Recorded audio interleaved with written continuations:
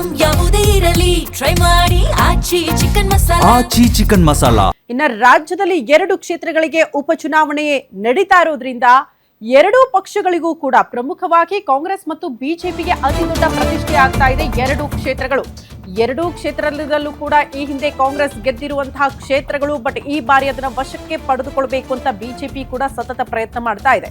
ಹಾಗಾಗಿ by election ಪ್ರತಿಷ್ಠೆ ಆಗಿದೆ 2 ಪಕ್ಷಗಳಿಗೆ. 2 ಕ್ಷೇತ್ರ ಗೆದ್ದು ಆಡಳಿತ ವಿರೋಧಿ ಅಲೆ ತೋರಿಸೋದಕ್ಕೆ ಬಿಜೆಪಿ ಪ್ಲಾನ್ ಮಾಡ್ಕೊಂಡಿದೆ.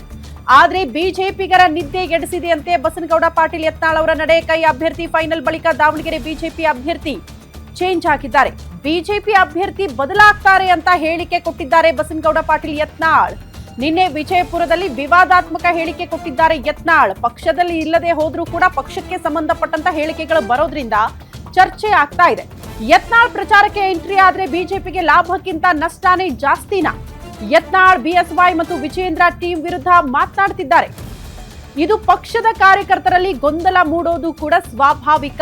ಹಾಗಾಗಿ ಯತ್ನಾಳ್ ಅವರನ್ನ ಕರೆಸಿ ಪ್ರಚಾರ ಮಾಡಿಸ್ತಾರಾ? ಪಕ್ಷ ಮಾಡಿಸಲ್ಲ, ಬದಲಾಗಿ ವೈಯಕ್ತಿಕವಾಗಿ ಅಭ್ಯರ್ಥಿಗಳು ಕರೆದು ಪ್ರಚಾರಕ್ಕೆ ಬಳಸ್ಕೊಳ್ತಾರೆ. ಬಟ್ ಅವ್ರು ಬಂದ್ರೆ ಲಾಭಕ್ಕಿಂತ ನಷ್ಟ ಜಾಸ್ತಿ ಅನ್ನುವಂತಹ ರಿಪೋರ್ಟ್ಗಳು ಅಭ್ಯರ್ಥಿಯ ಕೈ ಸೇರ್ತಾ ಇದೆ. ವೀರಣ್ಣ ಚರಂತಿಮಠ್, ಬಾಗಲಕೋಟೆಯ ಬಿಜೆಪಿ ಅಭ್ಯರ್ಥಿ, ಅವರ ಪರವಾಗಿ ಪ್ರಚಾರಕ್ಕೇನಾದ್ರೂ ಹೋದ್ರೆ ಬಾಗಲಕೋಟೆಯಲ್ಲಿ ಅದು ವರ ಆಗುತ್ತಾ ಅನ್ನುವಂತಹ ಪ್ರಶ್ನೆಗೆ ಇಲ್ಲ ಅನ್ನುವಂತಹ ಉತ್ತರ ಸಿಗ್ತಾ ಇದೆ. ಮಲ್ಲಿಕಾರ್ಜುನ ಮಗ ಮುಂದೆ ಡಿ ಕೆ ಶಿವಕುಮಾರ್ ಹೇಳ್ದ, ನಾವು ಕೊಟ್ಟ ಭಿಕ್ಷೆಯಿಂದ ನೀನು MLA ಆಗಿದೆ. ಇದು ದಾವಣಗೆರೆಯಲ್ಲೂ ನನಗೆ ಸಂಶಯ ಇದೆ. ಯಡಿಯೂರಪ್ಪ ಅವ್ನ ಮಕ್ಕಳು ಸರಿಯಾಗಿ ಕೆಲಸ ಮಾಡ್ತಾರಿಲ್ಲತ್ತೆ. ಮತ್ತು ಇನ್ನೂ ಶಾಮನೂರವ್ರ ಮನೆಗೆ ಟಿಕೆಟ್ ಸಿಗ್ತೈತಿ ಇಲ್ಲ ಅನ್ನೋ ಇನ್ನೂ ಡೌಟ್ ಇತ್ತು. ಅದೇನು ಇನ್ನೂ ಕ್ಲಿಯರ್ ಆಗಿಲ್ಲ. ಒಂದು ಹೊಂದಾಣಿಕೆ ಒಂದು ವ್ಯವಸ್ಥೆ ಕರ್ನಾಟಕದ ಯಡಿಯೂರಪ್ಪ ಕುಟುಂಬ ಶಾಮನೂರವ್ರು ಮಾಡ್ಕೊಂಡಾರೆ. ಒಂದು ವೇಳೆ ಕಾಂಗ್ರೆಸ್ನಲ್ಲಿ ಮುಸ್ಲಿಮರಿಗೆ ಕೊಟ್ಟರೆ, ಶಾಮನೂರು ಮಲ್ಲಿಕಾರ್ಜುನ ಮಗನಿಗೆ BJPಗೆ ತಂದು ಟಿಕೆಟ್ ಕೊಟ್ಟರು ಆಶ್ಚರ್ಯ ಇಲ್ಲ. ಇದು ನನಗೆ 100ಕ್ಕೆ 100 ಗೊತ್ತಿರುವ ಮಾಹಿತಿ.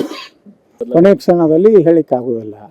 ಎಷ್ಟೋ ವಿಧಾನಸಭೆಗಳು BJPಯಲ್ಲಿ ಎಷ್ಟೋ ಲೋಕಸಭೆ ಟಿಕೆಟ್ ಕೊಟ್ಟು ಅವ್ರು ಕಸ್ಕೊಂಡು ಮತ್ತೊಬ್ಬರು C ಫಾರ್ಮ್ ಕೊಟ್ಟಿದ್ದು ಉದಾಹರಣೆ ಅದಾವು.